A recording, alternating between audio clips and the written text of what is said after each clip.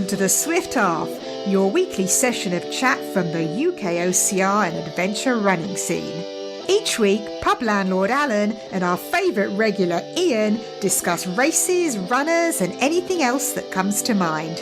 So pull up a pew, pour yourself a drink and join us for the Swift Half.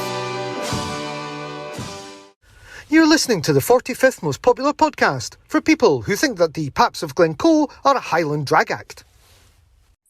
Ian, my friend, welcome back to the Swift Half. How are you? I am well, Alan. I'm really, really well because this weekend I get to see some of our friends. Why this weekend? Are you going down to London Marathon? I'm not going to a London Marathon. Let's put a pin in that. I am going to Decker Crew. I get to hang out with Will Chung and Kieran McAvoy. No way. They're not doing a Decker. They are absolutely doing a Decker. That Will Chung's changed. That Will Chung has changed, hasn't he? He's a different person now. He's no podium chasing. He's podium chasing. And yeah, we need to clarify this from last week. Will has got a podium, so there is only you, Ian, that doesn't have one. Yeah, so that's an apology corner. Apparently, Will does have a podium. I can't remember what did he mention he got a podium in?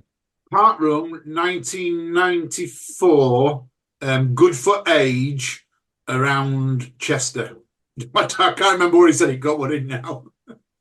But no, he got one. But I don't think it was a real race. I don't think it was real. It wasn't a real race like a wolf run. Exactly. It wasn't a real race like a wolf run. So it's not podium chasing. Now it's like first place chasing, isn't it? You know what I mean? That's the thing, isn't it? Now we're nearly all podium. You know, the whole podcast is like, world is now podium people. It's about chasing them first. It is. And actually, Will give out his real podium, which was second place at Tough Mudder Infinity, London South. Yeah. He's good anyway. Well, I mean, he's probably underestimated because he does all this stuff with a camera, you know, and he is fast. I've ran with him when he's actually been on form, and he does run fast. He is fast. Although Infinity is absolutely not a real race like Wolf Run is. No, you're quite right. Competing. Yeah, who goes to Infinity trying? It's all about how far you can run. It's not about how fast you can run, is it? It's just you run further and you get a bit of bling and say, yeah, you've won. You've got a podium. Yeah, you got to beat people, Will.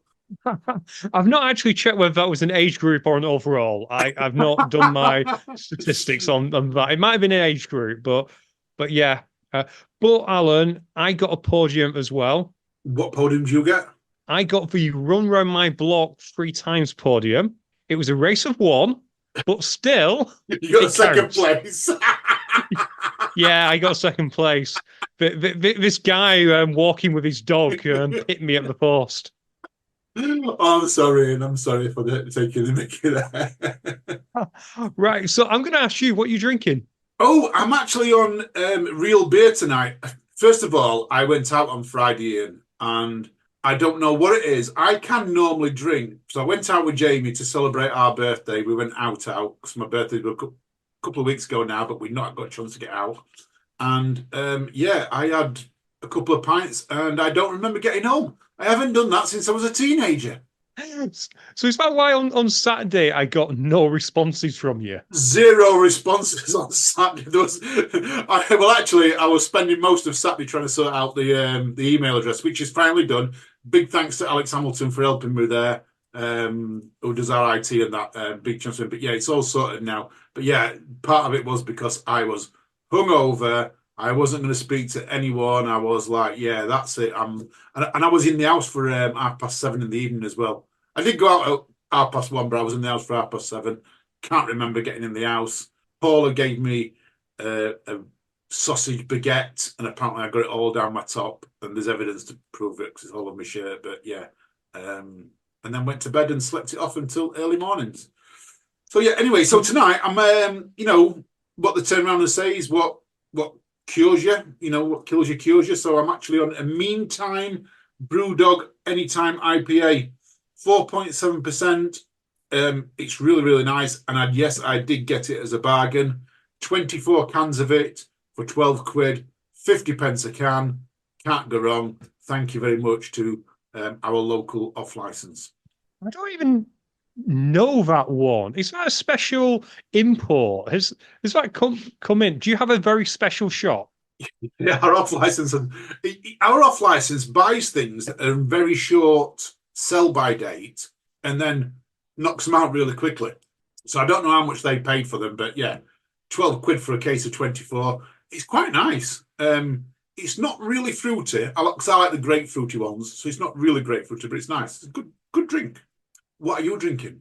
Well, tonight, Alan, I'm actually drinking a juicy water, which I have no idea where this came from. It was in the fridge. I got home late from a gym and I thought, I have nothing to drink. And then right at the back, behind some cabbage that's seen better days, I found this. So, you know what? It's oranges and lemons. It's quite nice. Juicy water, that sounds like squash. It probably is squash. I'm not quite sure. It's got no added sugar though, which is good because I've been falling off the sugar wagon lately. I am addicted to sugar and it's so hard when you're trying to lose weight. Sugar's really, really bad. Chocolatey or other types of sugar? What are you doing? Both, which is terrible. But Haribo sweets, they had some at work today.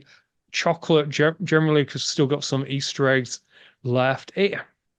It's so difficult, but it's amazing how guilty you feel as well. We were just in the shop before we came on and we got something for tea because I forgot to take the meat out of the freezer because I'm an idiot. So we just got something quick that we can have later on. And I picked up a bag of minstrels.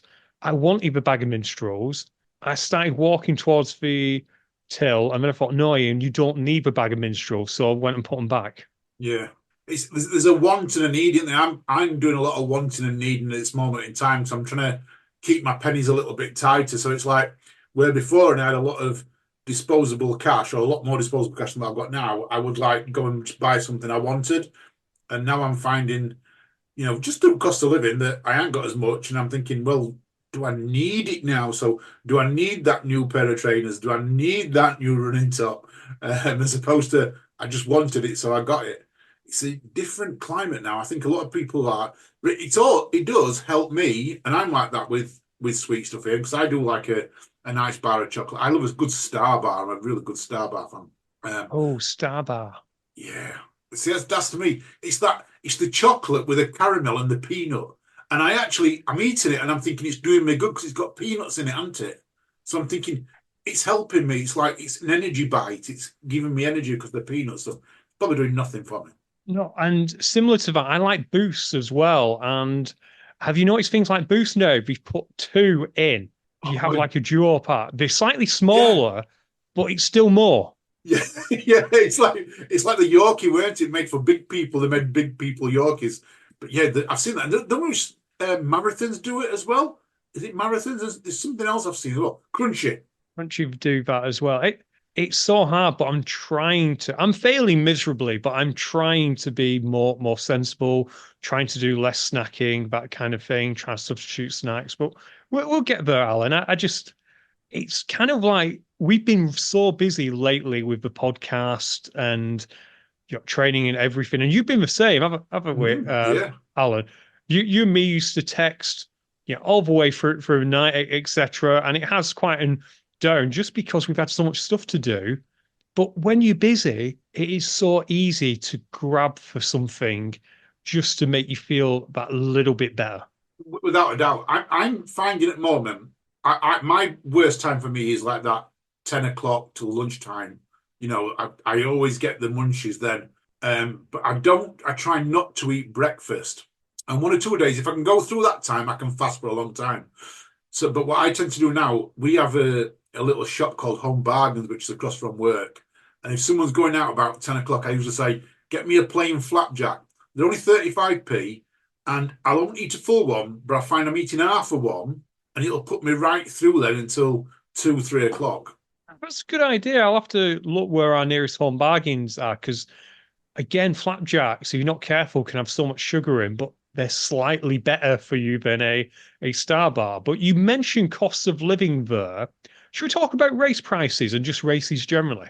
Yeah, because there's a lot of races coming up and that recently. Oh, we're getting back to more and more races coming up, aren't we? So we've spoke about this a little while ago about there seems to be a big gaps in some weekends, but we now come to a weekend where we talked about it's just prayer. We've got Wolf Run, we've got Born Survivor, Shropshire Mud Run, Adrenaline Rush, and something else all at the same weekend. Or same weekend. Inflatable, an inflatable race. Something in the Brecon Beacons. Yeah, all that happening the last weekend in April. Yeah, and apart from one of them, and I've looked at the prices on these. Apart from one of them, every one of them is above £60. Yeah, and at the moment, it's hard to justify that. It's becoming harder and harder to justify that, isn't it? It's odd because back in the day, we'd think nothing of dropping 60, 70 quid on a race, but the current cost of living, it just makes you reevaluate everything.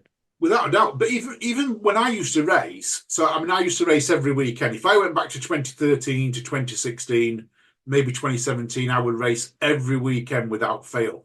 But I was pretty shall I say savvy, maybe savvy, I don't know. But I would find a race every month that I wanted to do. So let's just say it was nuclear. And back then I think nuclear was about £60 back then. So I would sign up for nuclear and then I would find three other races because there were that many to choose from that were priced around about £30. So I could go and do a full race month for 150, 160 quid, plus my petrol to get there and back, and petrol back then were a lot cheaper than what it is now. But now, if every race is 60 quid, that's £240. So that's £100 more every month, plus then the cost of petrol, as wages have not gone up that much. And I guess this is where it's quite difficult now. And I guess why some races are struggling to attract, because I don't think the catchment's gone down. The population hasn't gone down, maybe slightly, but I don't think it's gone down that much. But what's happening is we aren't getting people going to every race anymore because they simply can't afford it. No, you're right. And I do think that the traveling circus of people who go to every single race help keep a lot of the smaller races afloat. And it's that price elasticity. Sorry, I can't say that, listener, but Alan, hopefully you caught that. But Yeah.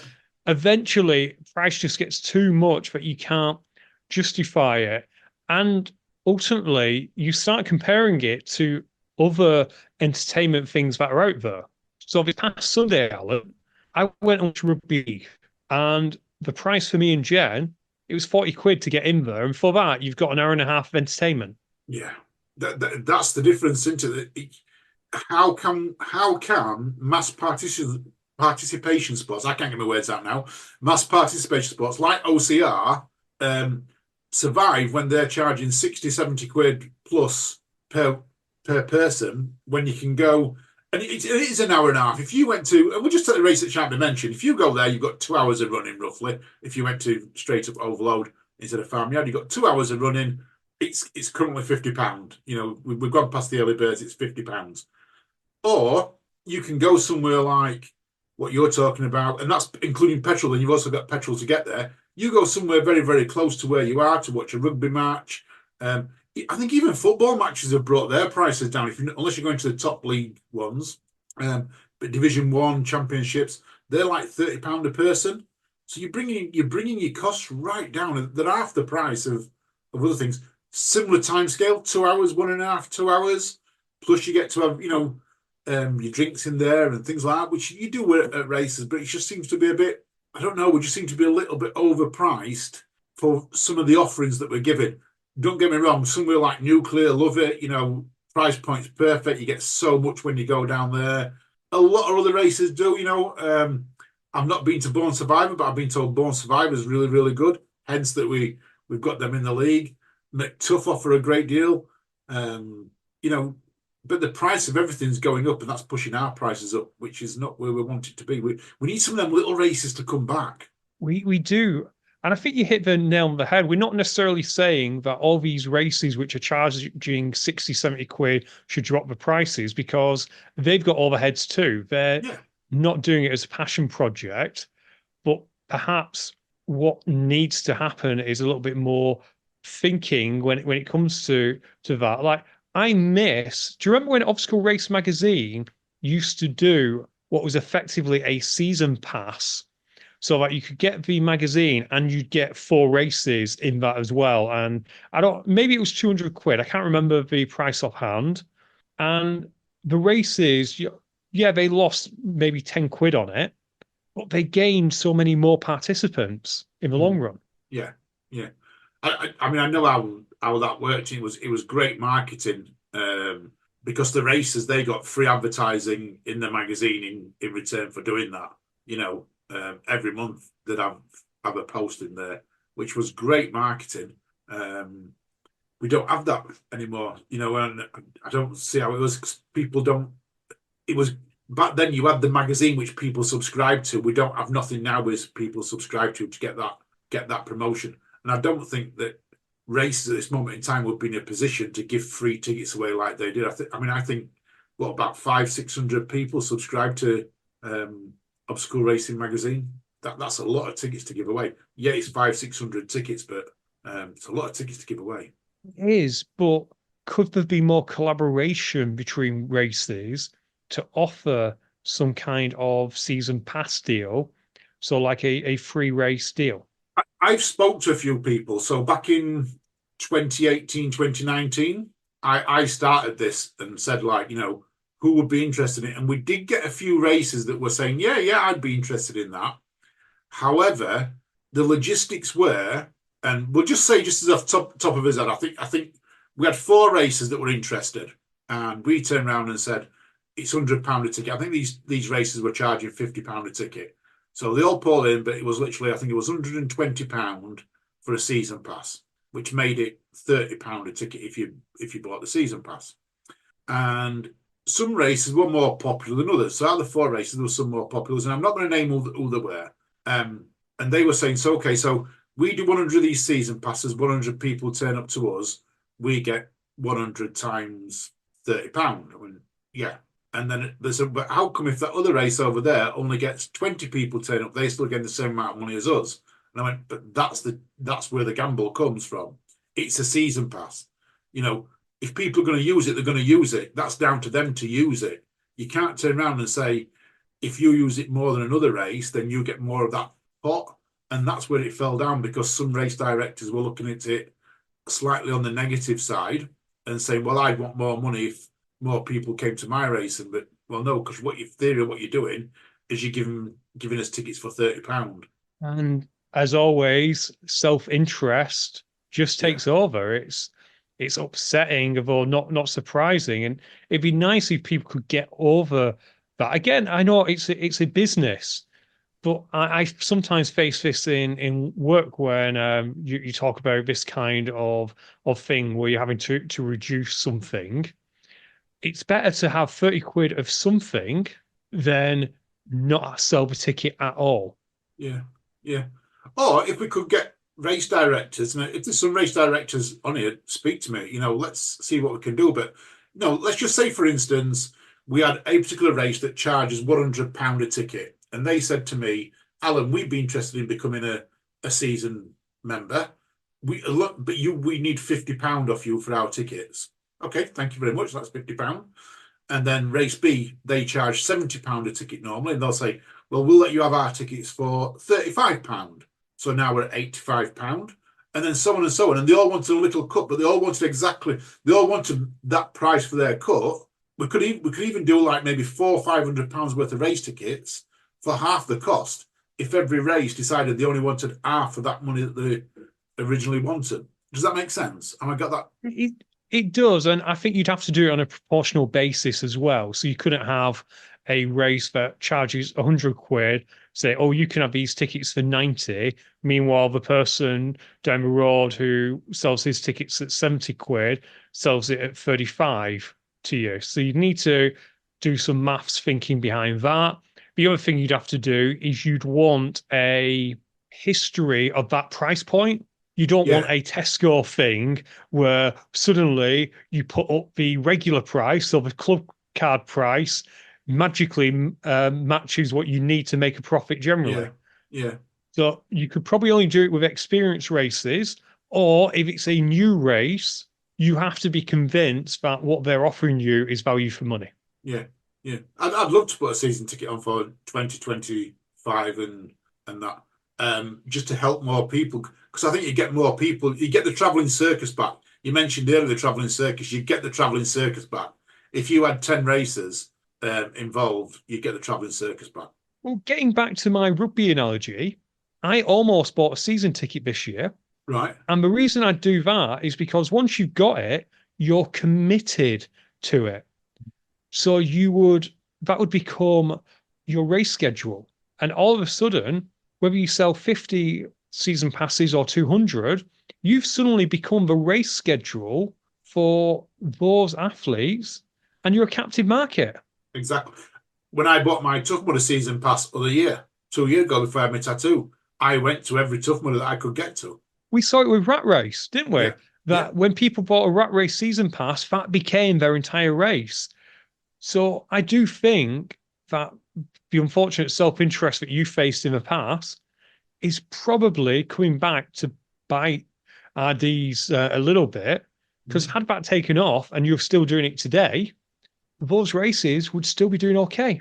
Yeah, they'd be doing absolutely amazing. I think Nuclear do a season pass for their races, not just for their races as well, which is quite reasonable. They do, and what would be great with this, and we're going off right tangent because this isn't really news other than the fact that we've looked and seen how much tickets are lately. Someone like Nuclear or someone who runs multiple races, how cool would it be if they were to get involved in this and it would be one of their races in the season pass series, and they could then give you discounted tickets for their other races for being a season pass holder. Yeah, yeah. That would be amazing, wouldn't it? You know, so like for instance, let's just say you've got one Nuclear ticket, one Tough Mudder ticket, one Spartan ticket, one Wolf Run ticket, one Born Survivor. I'm thinking races where they've got multiple things in. So you got all of these signed up, and we'll just say it's £400 for your season pass, and we've got maybe 8 or 9 companies involved in that. And then once you're there, if you go to Nuclear and you say I'm a season ticket holder for UKOCR, they then offered you just a 10% discount off any other, because Nuclear don't offer it, you know, and we know Tough Mudder do. Tough Mudder have to be a bit bigger because they offer some proper discounts on their deals. But that would work, that, and I could see that working. It would. And what you could potentially do as well with this season pass, if you take it from year to year to year, is almost like the UKOCR series. You could maybe vary the race that's in it. So it wouldn't be you get a ticket to any Nuclear race. It would be this year, the race that's offering is Nuclear Fallout, for example. Yeah, yeah. And that's the one. And then the next year, it'll be Nuclear Rush. Yeah. You know, maybe with Tough Mudder, you say, oh, it can be any of these 3 races, and then the next year it's any of these three races. And that would get people buying the season pass, because the way that it falls down, particularly with, say, Rat Race back in the day, is once you've done all those races, why do you need to do them again next year? But if you could buy this pass, then you could look next year and go, oh, wow, well, I enjoyed Fallout, but I'd love to do Rush. I'll get the season pass again. Yeah, and then following year Blackout. And if you did Tough Mudder, you might get like Midlands one, and you might get Yorkshire one, and you might get a London one, you know. And yes, not everyone's going to go to all of the races, but you try and get to them all because you've got your season sorted, wouldn't you? Well, yeah, exactly. Exactly. And I just think it could work. And I want to give a shout out, by the way, to British Obstacle Sports website, because this is how I found out about these races. I didn't even know this existed, but on their website, they have a list of all the races. And it's one of the best ones I've seen because it has pictures and everything. Yeah, it's a really good website.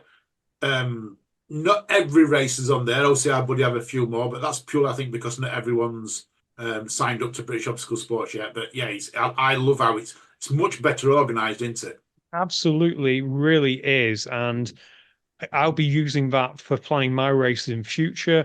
And also a shout out, I can't remember the name of the person, but the person who was on UKOCR Facebook group and ask the question, what races are out there? Because I want to do some. Yeah, yeah.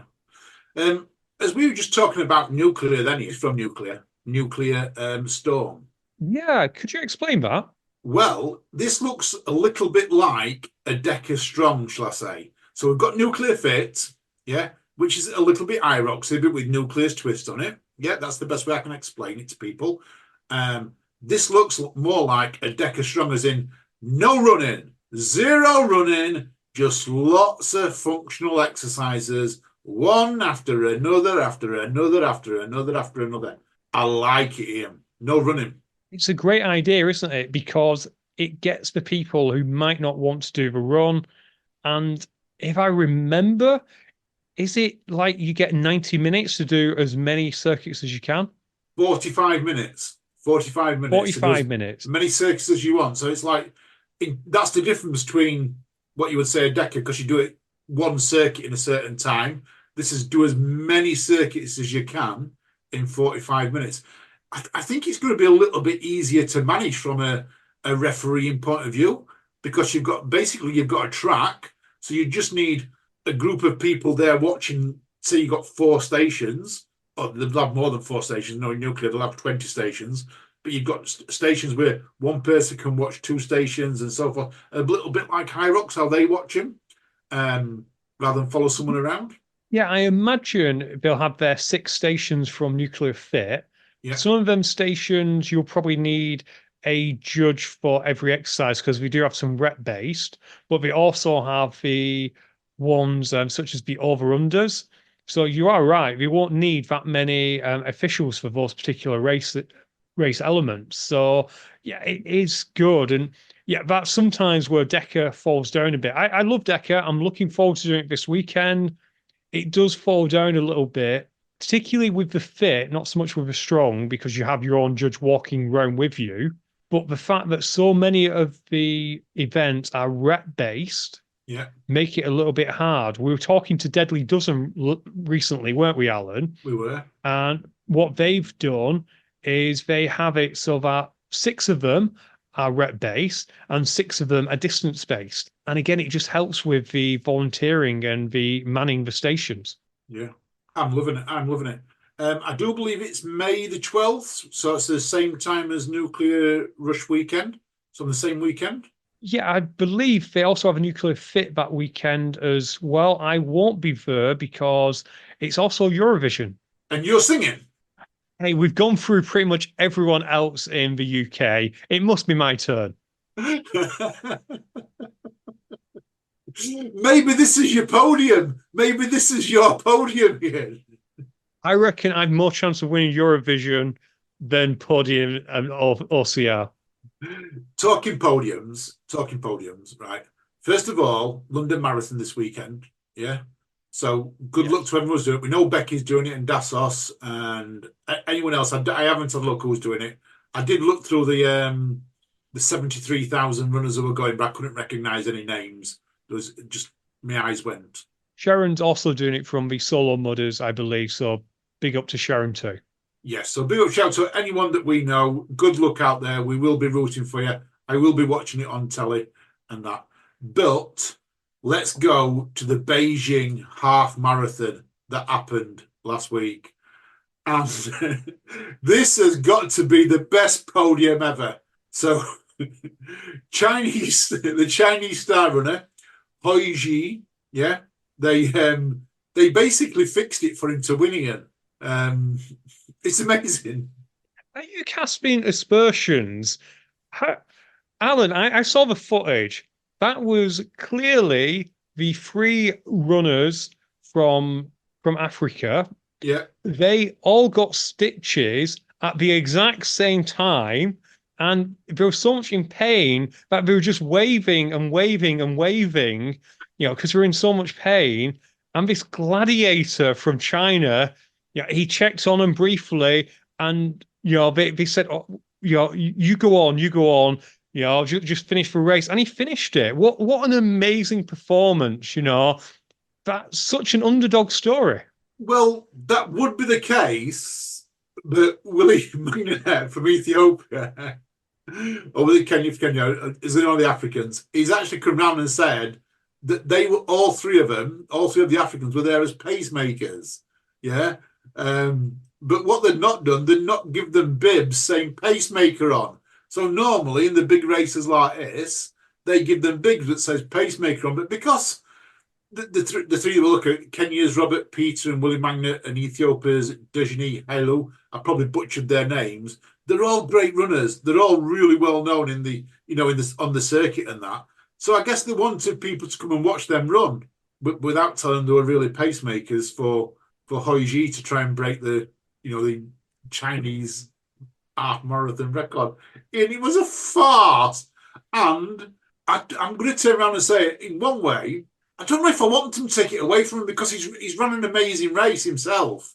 And it just seems like the organisers just didn't tell the crowd that, the three Africans were pacemakers. It's very hard to tell the crowd something you hadn't decided until right before the race.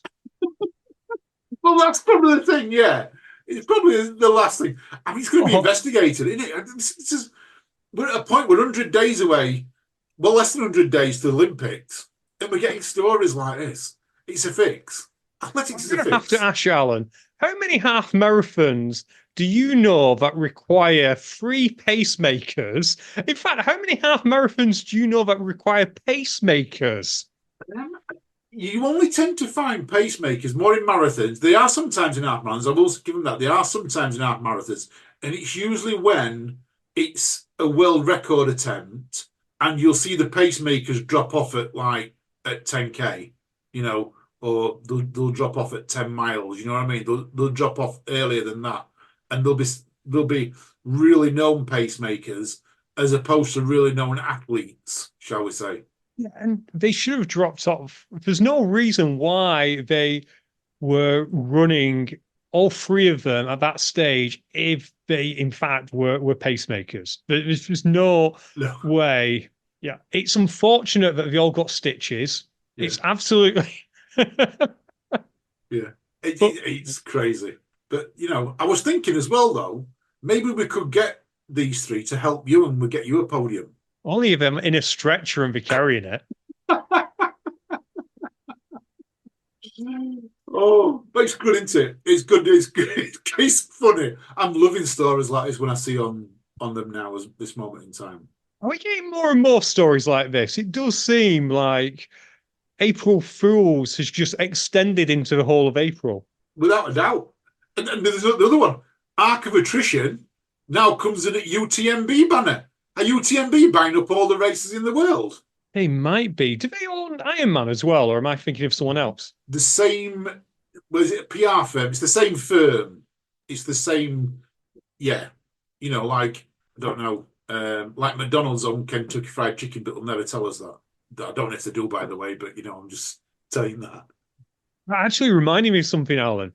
Can you name the second largest search engine in the world?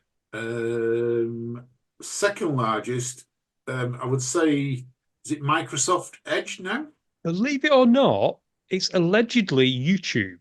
No. And when you think about it, it makes sense. Because if you want, for example, to change a tire or put up a screw, yeah. What do you do now if you don't use Google? You go straight to YouTube. You do go straight to, yeah, you're quite right. We was talking about this today with someone who was saying that if you don't know how to... Rob changed the shower, changed his electric shower, and he did it through watching YouTube video how to do it. So YouTube is now the second most used search engine, just behind, its parent company, Google. Yeah, yeah, that's right. Like when you do search for things though on Google, I've noticed this. If I do it on a computer, yeah, I actually get a list of videos come up as well from YouTube. Have you noticed that? Do it on your phone, not quite so much, but you do it on a computer, you do. You do indeed. Alphabet, which I think is the parent's company, it's taking over the world, Alan. Yeah, I can't believe it. Can't believe it. So, while we were talking there about April Fools extending into April, here's a non-April Fool's story, which is Hyrox is doing an outdoor event this weekend. Now, I saw you put this on the note, and you put IROX Berlin outside, and I was thinking, is Ian trying to wind me up? So I've looked at this. So, normally when you put anything that's fitness related, I tend to let you run with it. But no, I've read this and I like it, Ian. This is amazing. It is. So if you're not aware, they are doing it at an old airfield, which is now an event centre, but they are racing on the runway. So the running track is, well, I was going to say it's going to be a kilometre. It's not going to be a kilometre. It's going to be whatever it needs to be. So that 8 loops of that plus your rock zone time is 8.7K. But it's going to be one continuous loop. And all the workout stations will be in the middle, under covering. And I'm liking that. So you're outside because you can see it's big hangar with the door with no doors on the front. So I'm going to assume that the exercise station is going to be inside that hangar. And you're going to run out. If it rains though, Ian, imagine your feet are going to be wet from running up that runway. When you come back in, pushing that sled is going to be really hard with wet feet. It will be. Hyrox have said that they will put down matting or various things to allow people to dry their feet, but it's obviously a concern to some degree because when you're going for a time, you're not going to stand there wiping your feet, are you? No. And some of the exercises, you got to have the sled push, you got to have dry feet. Even down to lunges, you want to have dry feet on there because you want the grip to standing back up, don't you? You do. So it'll be interesting to see how it gets on. It is forecast some rain, but how much rain we don't know. So we're going to like looking at this and we're going to enjoy following this from the comfort of our indoors houses where it's nice and dry. Yeah, I'm definitely going to put it on a big screen for you to watch this week. Oh, that'd be cool. But yeah, that would be awesome. But no, probably not. But I'll no doubt see some socials. People will share stuff. But I am going to give flowers to Hyrox now because although I've known about this for a while and I thought this was common knowledge, some people have said, oh my God, I didn't realize I don't want to do it. So guess what Hyrox have done? Go on. What have they done? Well, what would suck it up, Buttercup? Not suck it up, Buttercup, no? Yeah, what would Spartan do? I think you've just answered that. What would Spartan do? Spartan it up. Haru. What Hyrox have actually done is they have offered anyone who wants it a refund or a transfer to another race. Oh, wow.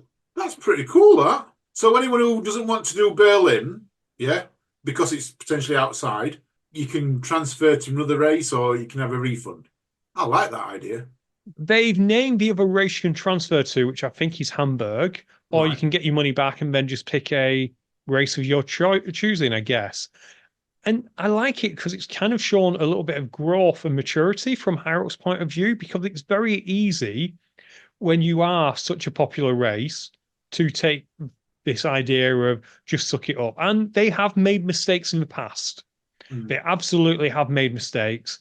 But what's setting them apart from Spartan is they are so learning from their mistakes. Yeah, because you're right. Spartan do suck it up, Buttercup. You know what I mean? That is their, their thing. They don't care whether you're going to rock up or whatever. If they cancelled it, it's tough. They cancel it. They cancel it for whatever reason they want. Maybe slightly different now, but in the past they have been very, very guilty of that. This is Spartan. If whatever gets thrown at you, you've got to do it, and that's it. And they make it so hard for you to transfer a ticket. I got offered a ticket from a good friend of mine for the endurance race last year, I think it was, and they messaged me and said, I can't make it, Alan, would you like it? And I said, yeah. I said, I'll give you what you'll pay for it. So we spoke about it, changing it over. And for me to change it over to my name, I had to pay the full rate of the ticket there and then they would have refunded the other person what they paid for it. So not the full amount I was paying, just that. Plus I had to pay £15 transfer as well. Doesn't make sense, Ian. It doesn't. And I've still lost money on Spartan because of the way they handled the Twickenham race. Yeah. I'm still a little bit mad about this. In fact, they cancelled it, but we then had to go out of our way to go and transfer the ticket. It should have just been a straight refund. Yeah, without a doubt, it should have been a straight refund. Doesn't make sense at all. And because of that, I may or may not do a Spartan ever, just because I'm still mad at things like that. I'll do Deca because that's another part. And to be fair, the Decas I do doesn't give that much money to Spartan. I do gym events, it goes to the gym. I do Deca Spain, the money goes to Deca Spain. Yeah, yeah. I get that. I'm a little bit like that. Once burnt, I don't go back just to see if it's still hot. Right, exactly. But it's only after you see stuff like this from High Rocks that you realise how bad Spartan had been treating us all. Yeah, yeah. But that's because there was no one else offered what they offered. Now there are.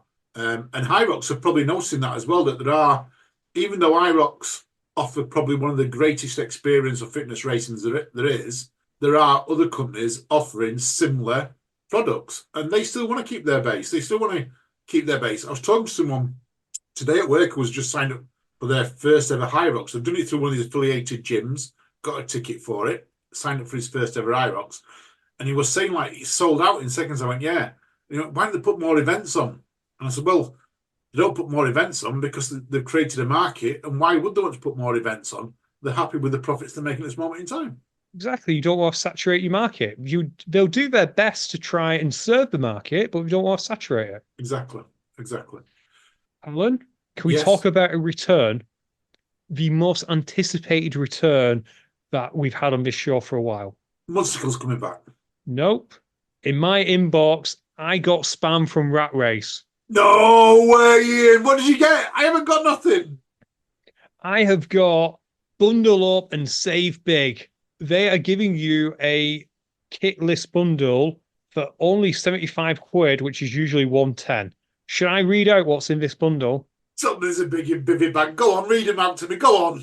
We have got the Rat Race over mitts. We have got the waterproof smock. We have got the waterproof trousers all in one go, and you can have it in either orange or in blue. No bivvy bag. No bivvy bag. No bivvy bag.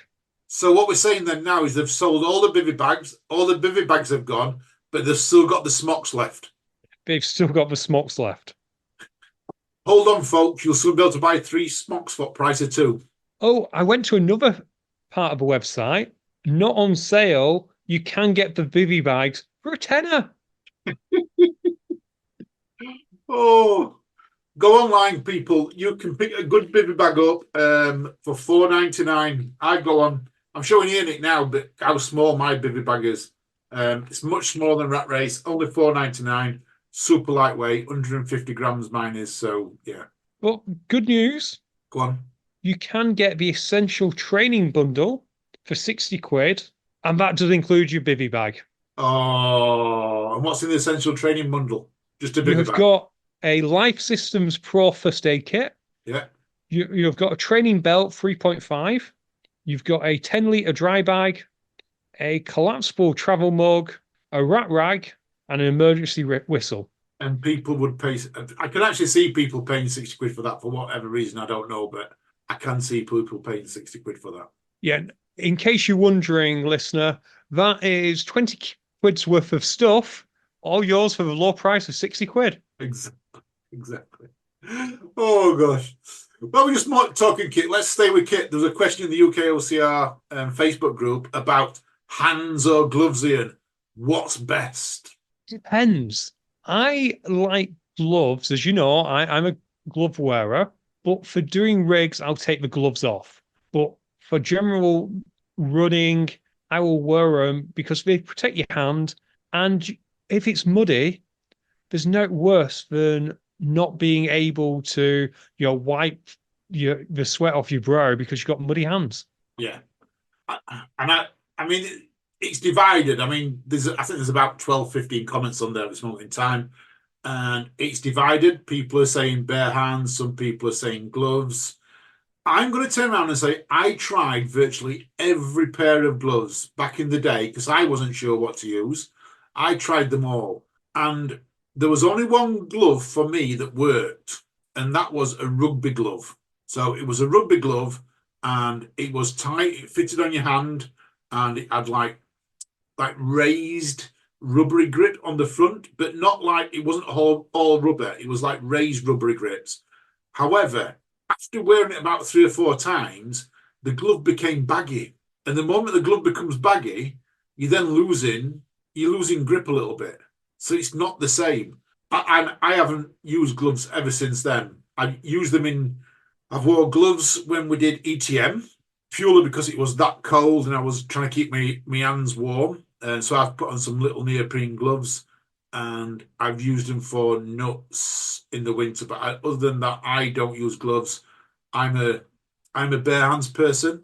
If I come to an obstacle, I'm looking for something to wipe my hands on. Giving a shout to Will Chung, something I never thought about wiping my hands on. He actually uses fence posts. So at some events they use fence posts to mark out the course, put the barrier tape down. He actually uses the fence posts to wipe his hands on. I've seen him do that. That's smart. That is smart. Of course, now we're giving his secret away, and all the fence posts in every single race are going to be covered in mud. That's where I've just given it away. I don't want to get no advantage over me. You're never going to get a podium again, no. Never again. I'm going to add to that and say, yeah, the gloves that I tend to wear will be rugby gloves, but I buy them from Decathlon, and they're only about £3. So you wear them 3 or 4 times, just get rid of them. That's pretty good. I think I was paying about £15-20 for mine at the time. The Bleg mitts are good. The Bleg mitts are quite good.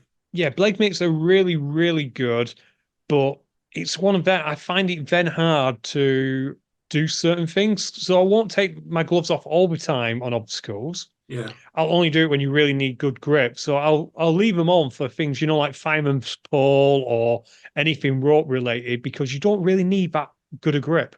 Yeah. But for the monkey bars, you take them off and... Yeah, it's a wasted effort, to be fair, because I only make it to about the third rung. So it probably takes me longer to take the gloves off and put them back on. I should just keep them on, but it is what it is. Too right. While we're talking about obstacle course racing UKOCR Facebook group, Steve HFD put one in today. Top contributor in our group, by the way, puts quite a few things on there about Muck Adventures, the Welsh Warrior Mud Run. Have you seen this? I did. It might have been about a week ago, but it keeps popping back up to the top because people are commenting. But it looks so cool because it's got a gimmick, hasn't it, Alan? I actually love the gimmick.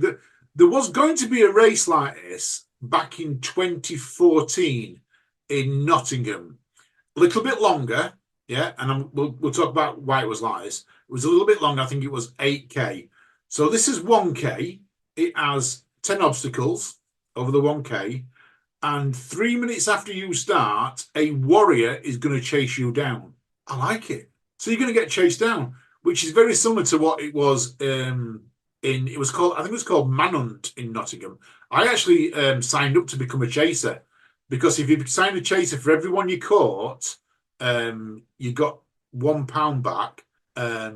Whereas, so I think it was only £30 entry. We caught someone, you got £1 back. So I thought, I can catch at least 10 and I can still have a good 8K run. Whereas if you made it to end, all you got were a free race for the following year. So I thought maybe, someone like Adam Carney chasing me down, I've got no chance of getting to end. So I signed up to become a chaser, but it never went ahead. This says if you get there to the end, you finish the 1K before the warrior comes, then you're going to get a prize. But it looks very much like a fun type of event as opposed to a major race. But I like the idea. I like the gimmick of that idea. I do. And it reminds me of Ninja Warrior did this, where they had Race for Glory, which initially was a head-to-head race, and then they put someone else who's a famous ninja to go up against you. And Ninja Warrior is back on TV, Alan. Oh, Ninja Warrior back on TV. Only one problem. What's that? It's a repeat. Oh, so I've not even seen it back on. You had me then. You had me then. Shall we tell people about this race first before we go on? Before we tell them about Ninja Warrior. So it's going to happen on the 5th and 6th of July. It's in Llanidlius Rugby Football Club. That's in Wales. The price of it is under 16-year-olds. This is the good part. Under 16-year-olds, £10. £10 for under 16-year-olds. Over 16s, it's £35, but that also includes entrance to the festival because it's a full festival weekend, so you get entrance to the festival as well. And it says prizes will be given to anyone who beats the warrior, and also spot prize for best fancy dress in each wave. It sounds like a great event. It sounds like one of these events we were talking about, Alan, which we need more of. Because, yeah, it's only a K, it's only 10 obstacles, and what was it, 30 quid? 40 quid? £35. 35 quid, but it'll be fun.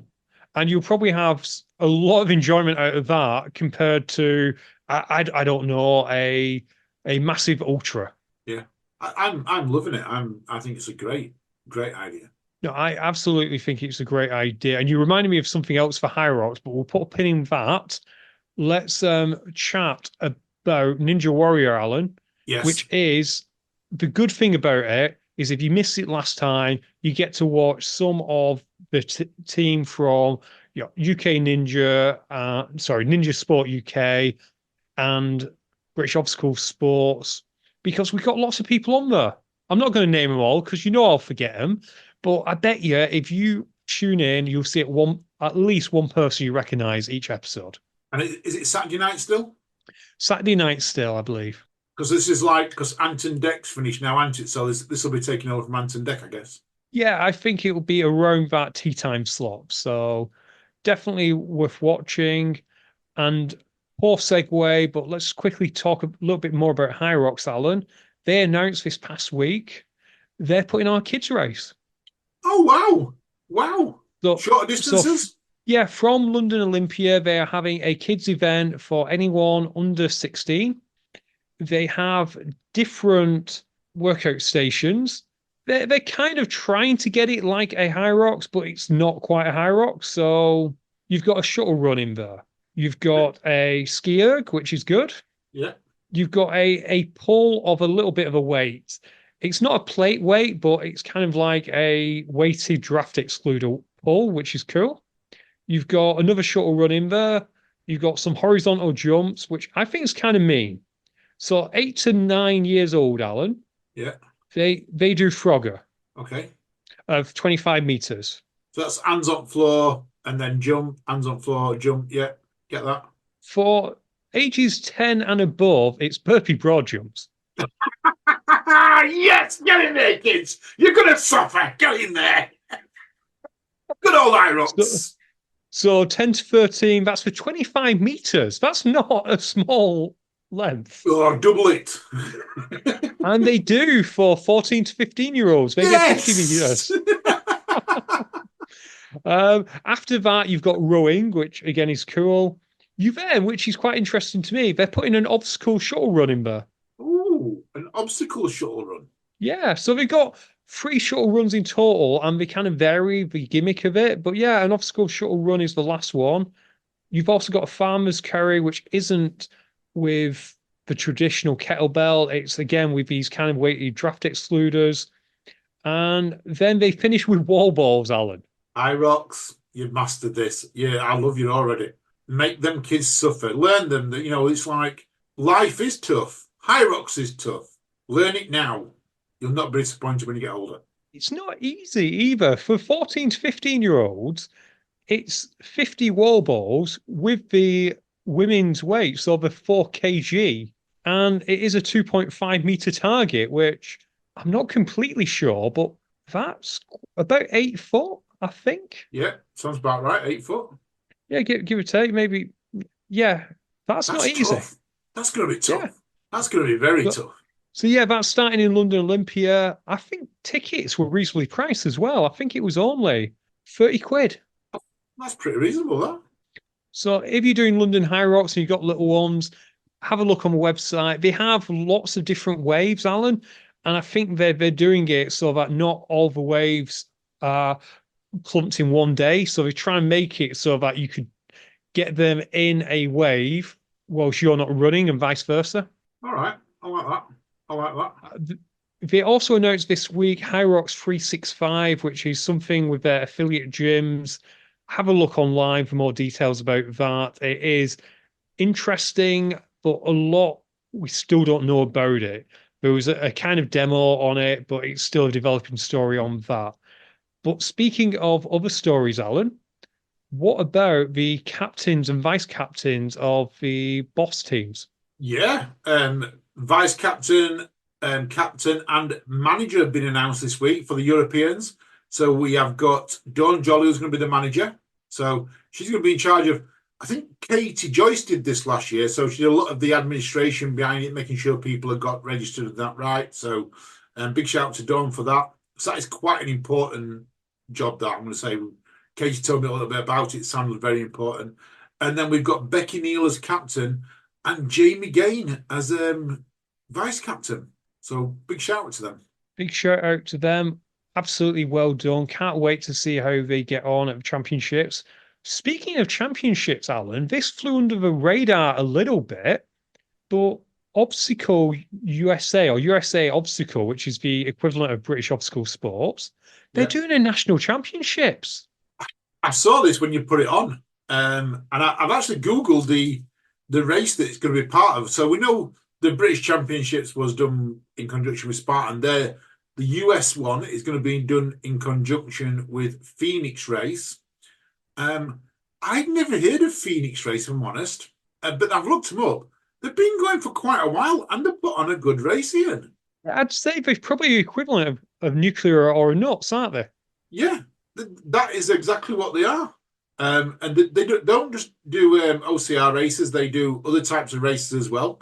They do the straight up mud run, and they do road races and things like that.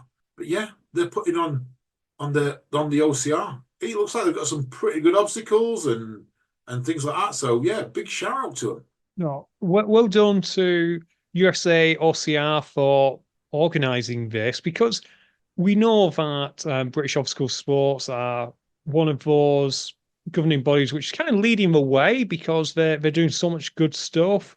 We also know Canada Obstacle is doing well. There's quite a few over Europe who are also doing a good job, and in the Philippines, for example. But USA OCR was almost like a bit of a desert. So for them to at least stick a stake in the ground and say we're aiming for this, that can only be a good thing. Yeah. Have they chosen the venue for one reason only, to keep Matt B. Davis happy? Maybe, but I think it's still 18 miles north of Atlanta, so it probably is still a bit of a drive for him. I thought 80 miles was like a commute in the USA. That's true. That's absolutely true. We're here. It's an exhibition. It's an exhibition. It's just a commute over there. It looks good. Prizes for the winners and everything else. So yeah, I'm liking it. No, it absolutely looks good. And Alan, I think we threw our notes in almost record time. There's only one left. There is only, no, there's two left because we have missed out. You mentioned the European Championships there, but athlete sponsorship has been banned in the past, both Europeans and Worlds. But it is coming in this year. So people who are wanting sponsorship are allowed to have sponsorships on their shirts for this year. That's good. As I understand it, you can't wear those shirts on the podium, but you can wear them for other photo opportunities. Yeah, so I think while you're racing, so from what I can see, and I'm taking this from Instagram from Talking Dirty OCR, so big shout out to Megan for fetching this to my attention, because this is on our Instagram page. But they confirmed that you can put them on certain parts of your kit. So one of them is the front and the back underneath your name and your country. And then you can also pop it on the arms and the legs, as well as a small one on like your breast. Perfect.